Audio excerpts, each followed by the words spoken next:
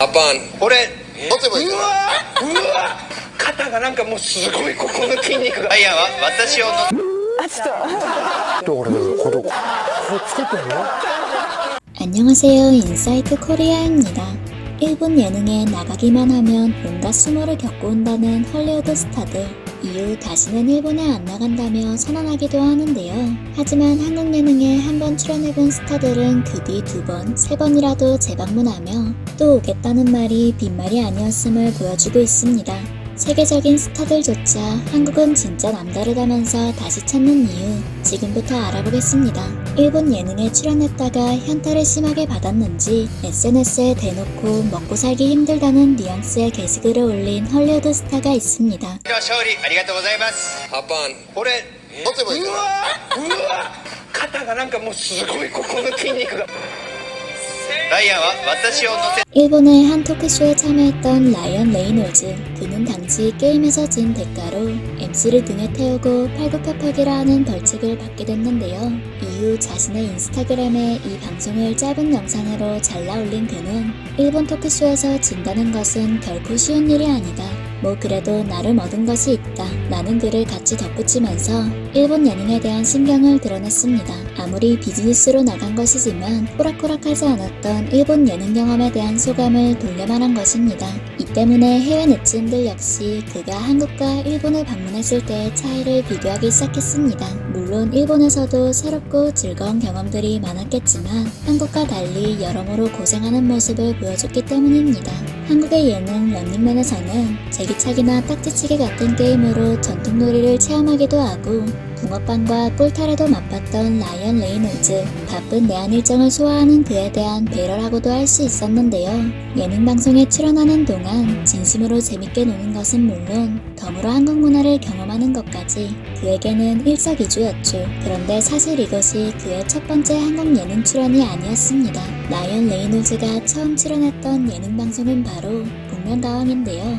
당시 방송 관계자들은 녹화 직전까지도 이를 극비로 붙였었죠.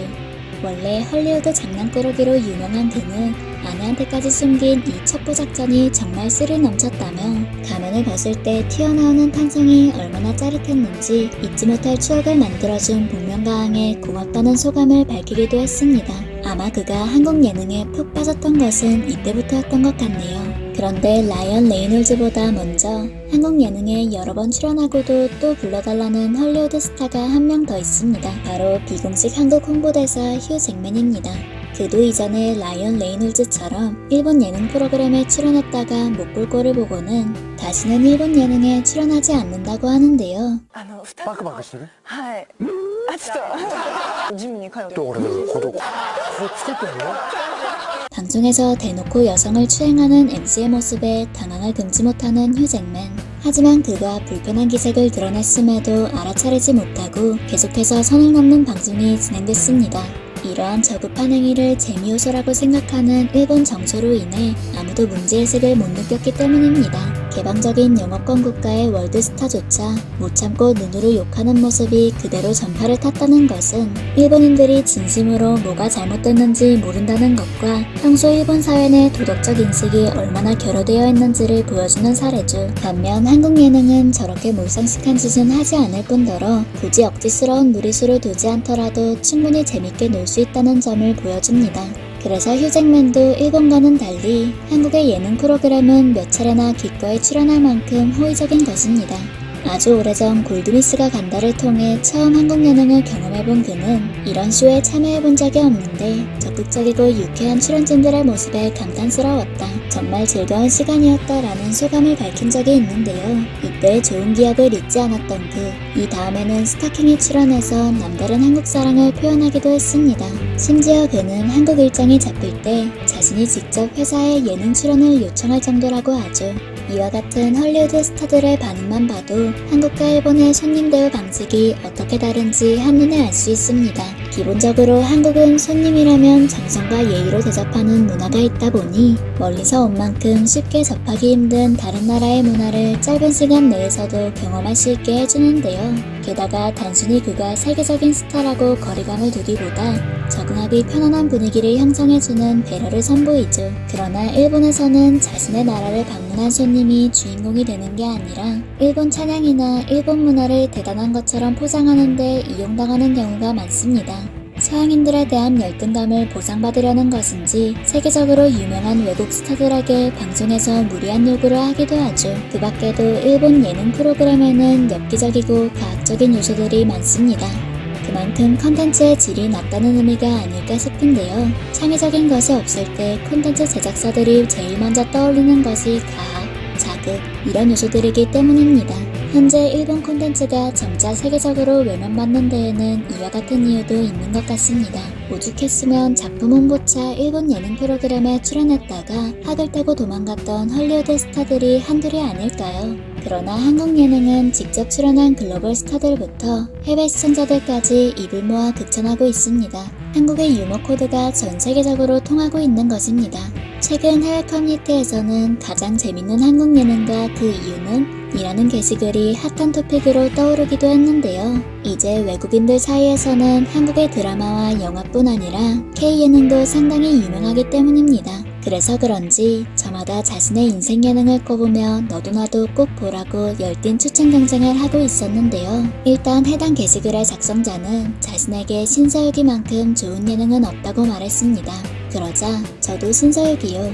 송민호 때문에 보기 시작했는데 PD님과 전체 출연진의 조합이 너무 좋고 웃겨 죽겠어요. 편집도 진짜 재밌고 런닝맨이 단연코 가장 재미있는 것 같아요. 한결같이 웃겨요. 대부분 너무 웃어서 마지막에 볼이 다 아프다니까요. 등등 작성자의 말에 동의를 표하는가 하면 더 재미있는 예능을 추천하는 댓글들도 이어졌습니다.